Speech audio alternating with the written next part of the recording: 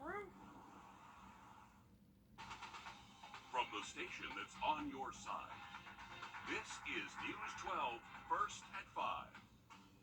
Well, millions of Americans across 16 states are under some sort of air quality alert this evening. It is a mess. Wildfires in Canada really causing the problems here. The smoke blowing across much of North America. In New York City, the sky is a hazy orange, and the city has one of the worst air quality alerts in the entire world right now. You're taking a look courtesy of EarthCam over Manhattan here. It looks like something out of a movie that you're seeing. There have been some pictures we've been showing you on Facebook today where it almost looks like Mars. This is a bit more gray. It looks more like smog and smoke, but there have been images where it looks straight up orange. It almost looks like it has a sepia filter on it. Yeah, it looks very strange outside, and I saw someone actually post something online of an ad that had a video game coming, and it was exactly like the perfect ad for the underworld. So it was pretty crazy to see that comparison going on, and we're even seeing some of that smoke happen right here in the CSRA. There's a little haze outside,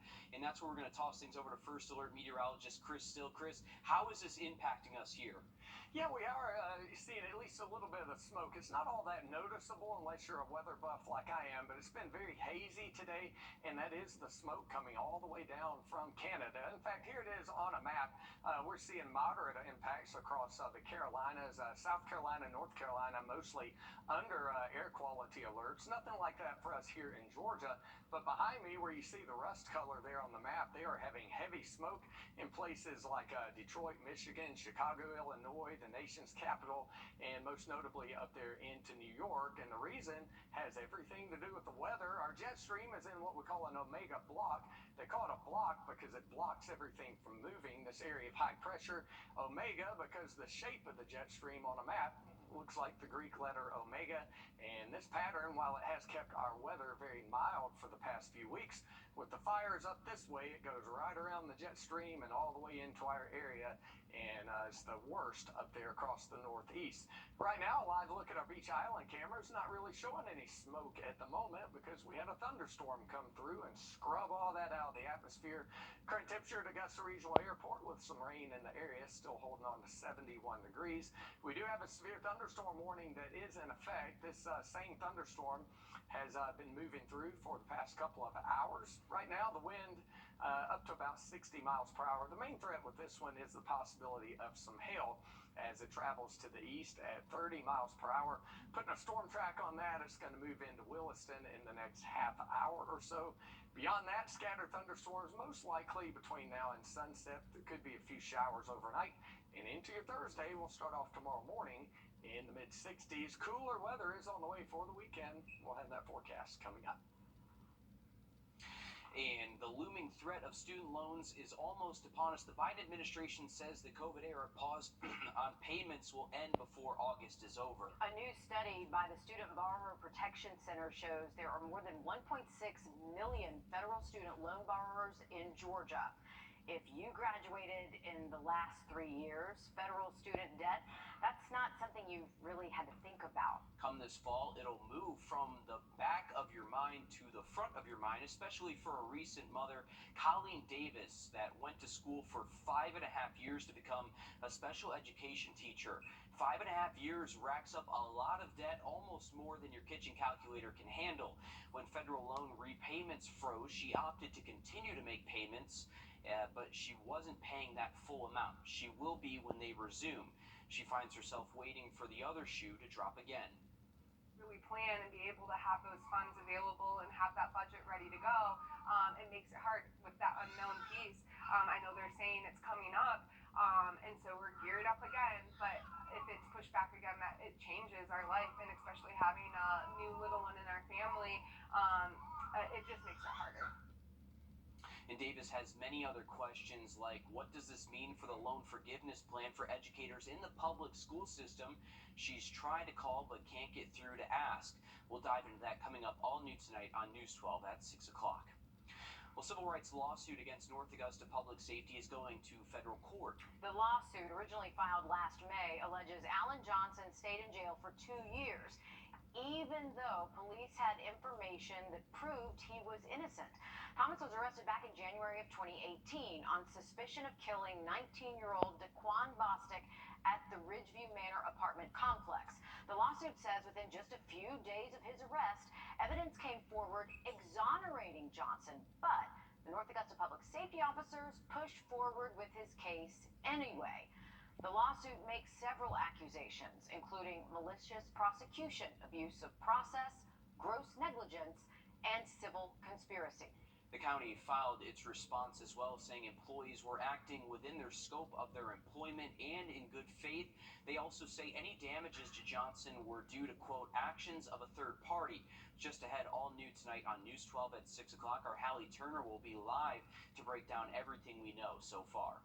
A second person now faces charges after a local 4-month-old was admitted to an Atlanta hospital with severe injuries. Last month, the baby was transferred from an Augusta hospital to one in Atlanta for 3 rib fractures and brain injuries. 24-year-old Danielle Davis was arrested earlier today. She is charged with abuse and inflicting great bodily injury to a child. She is now at the Aiken County Jail with a $50,000 bond. Last month, Daryl Timpson was arrested in connection to this same alleged child abuse case as well. He is also in jail tonight.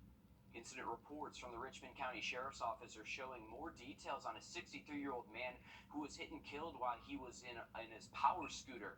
Reports say John Cummings is at fault for his death. The crash happened Saturday evening at the intersection of Deansbridge Road and Ridge Road. Deputies say Cummings darted into the roadway where he was hit. The report says the driver told deputies that Cummings came out of nowhere. No autopsy is scheduled.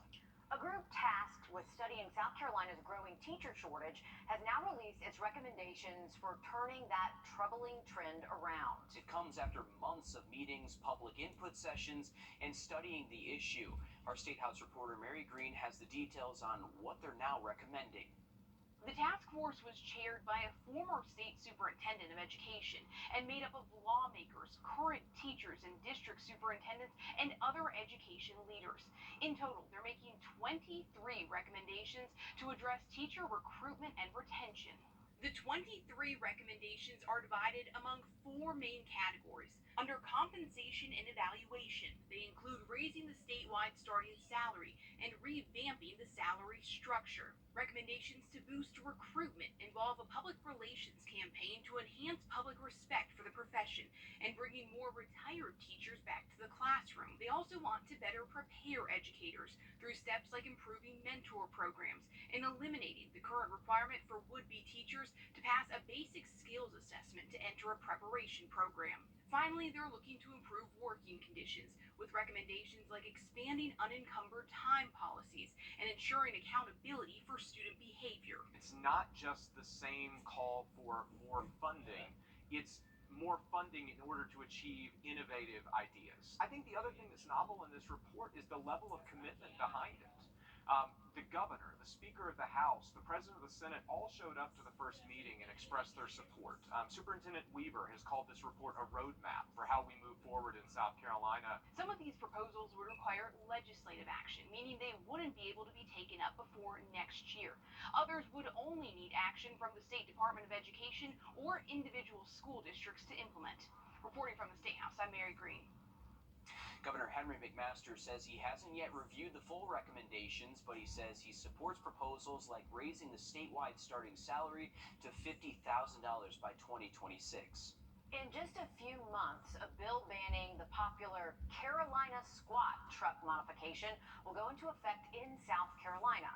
Some truck owners who happen to like the front end of their cars a little higher than the back end say they're worried about the future impacts of this law, like what the state will regulate about their cars next.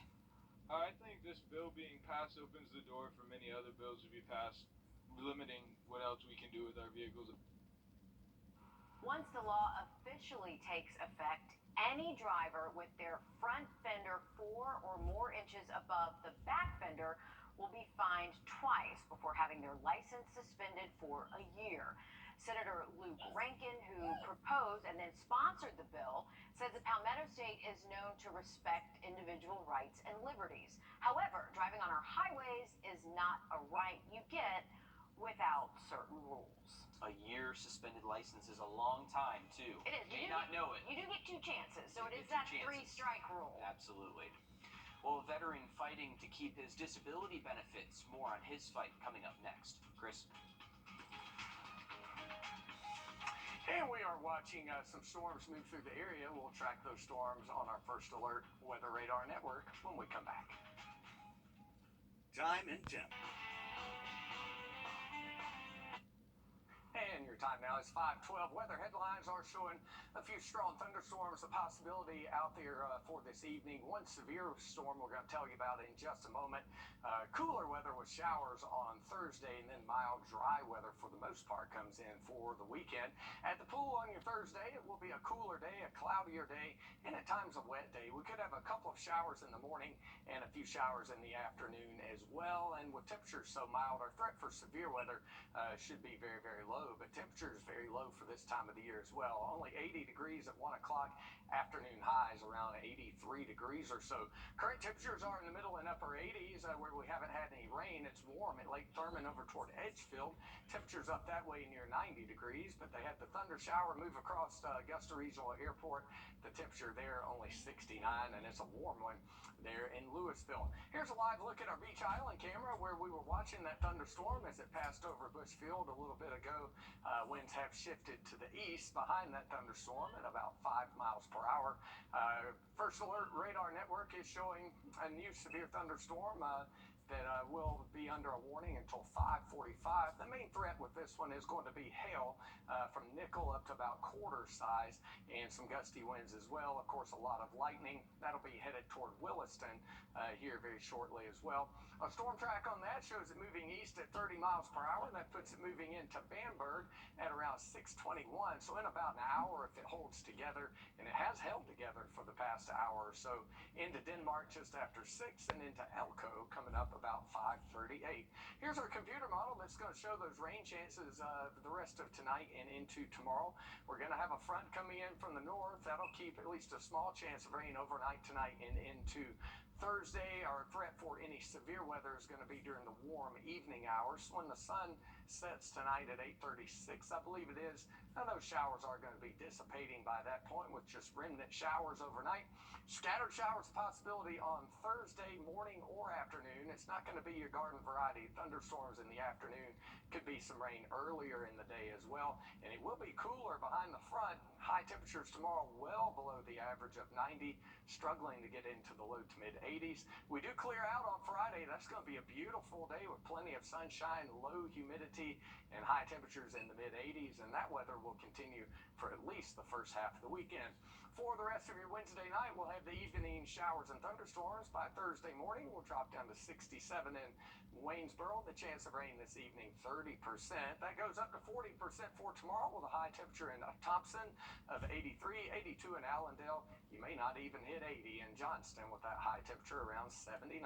Here is your 7-day forecast. Once we get through a few showers out there on Thursday, we are going to have a beautiful day on Friday. Almost cool on Saturday morning with lows in the mid 50s. We're going to keep highs in the 80s all the way through Monday.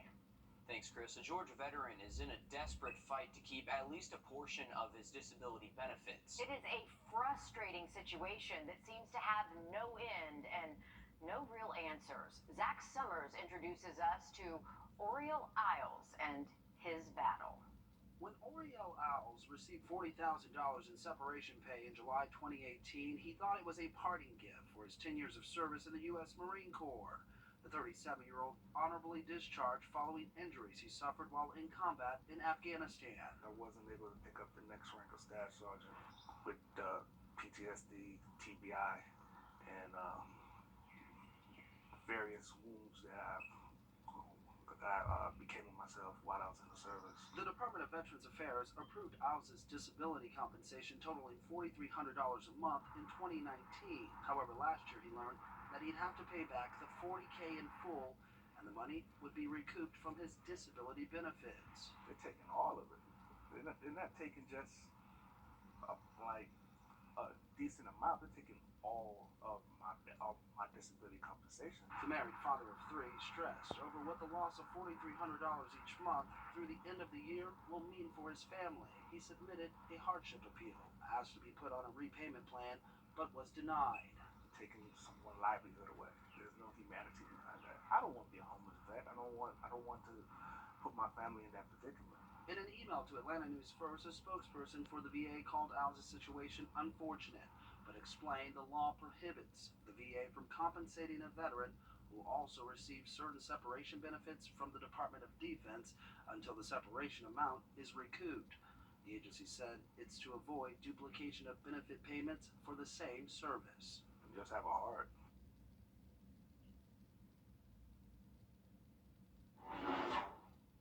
Well, happening now, students are preparing to walk across the stage at the USC Aiken Convocation Center. This is the graduating class from the Aiken County Career and Technology Center.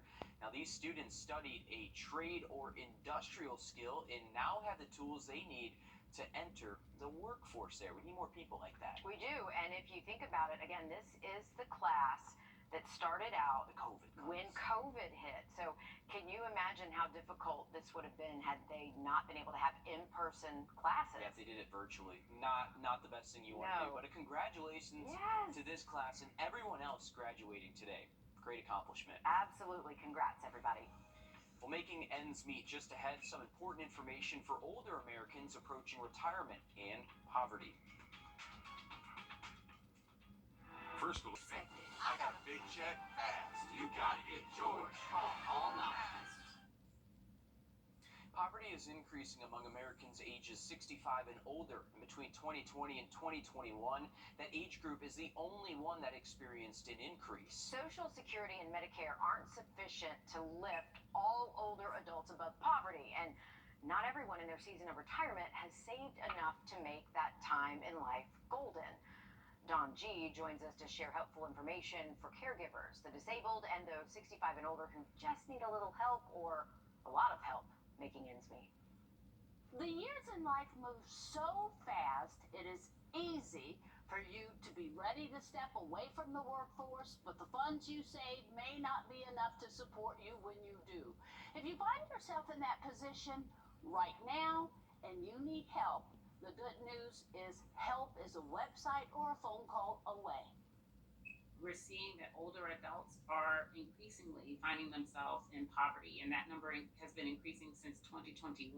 According to the latest U.S. Census Bureau data, the number of older people in the U.S. living below the poverty line rose from 8.9% in 2020 to 10.3% in 2021.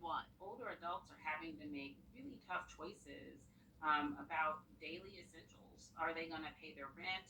Are they going to pay for food, or are they going to pay for, for their prescription drugs? Data from the National Council on Aging revealed over 15 million adults aged 65 and over are economically insecure, with incomes below 200% of the federal poverty level. The National Council on Aging also steps in to help older adults and those with disabilities connect with benefit programs that can help when they are in need. All they need to do is head to benefitscheckup.org. You can go on there to access over 2,000 benefits that might be available for you based on your location and your age and your income status. When people are looking for help with their daily essentials and their daily bills, utility bills, prescription drugs, things like paying for taxes, home ownership assistance, we're definitely the go-to source. Millions of older adults and disabled miss out on money-saving benefits simply because they don't apply. You've paid into the system, you've worked your whole life, and now it is time for you to be able to live with dignity and the resources that you need in this particular season of your life. There's available money from federal, state, and local resources. About $30 billion annually is left on the table collectively across the U.S. because people don't know that they are eligible for certain benefits and assistance. It's easy. Benefitscheckup.org. There is actually a chat function on the website where someone can answer questions for you live. If you are technologically challenged like I am, you can use your phone by calling 1-800-794-6559. I'll say it again, 1-800-794-6559. There's over 2,000 benefits they provide, and they do not limit you to what you can ask for. It's what you qualify for. Helping you make ends meet. I'm Dawn G.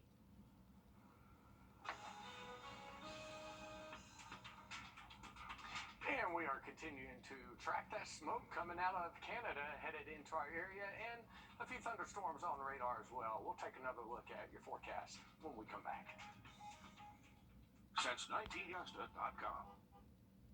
A severe thunderstorm warning remains in effect for northern Barnwell County and southern Aiken County and western Aiken County until 5:45. The main threat with this is the possibility of quarter-size hail, possibly some straight-line winds up and over 50 miles an hour or so as well. So definitely a strong thunderstorm, although it has weakened a bit. It moves into Blackville at around 5:48, Denmark just after 6 o'clock. We'll close with your 7-day forecast, mid-50s Friday night. What a beautiful day Saturday with highs in the upper 80s. All right, thanks for that, Chris. 1,400 people are without power in our area because of storms. We'll talk more about it coming up next. Investigate TV is here, I feel like it's a form of voter suppression. digging deep into the topics that matter to you. You almost seem speechless. Watch Investigate TV